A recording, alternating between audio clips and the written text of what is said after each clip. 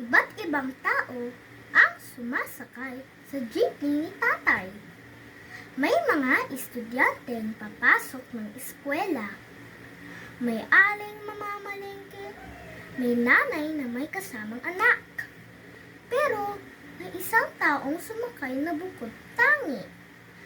Ang suot niya ay makulay at maluwang na damit. Napakalaki ng sapatos niyang pula. Pula rin ang ilong niya.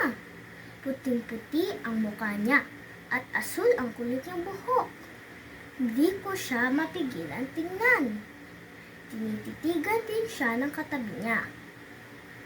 Ngumiti siya, sabay labas ng 5 bola mula sa kanyang bulsa. Isa-isa niyang itinapon ang mga bola pataas at sinalo. Paulit-ulit niyang itong ginawa. Napapalakpak kami.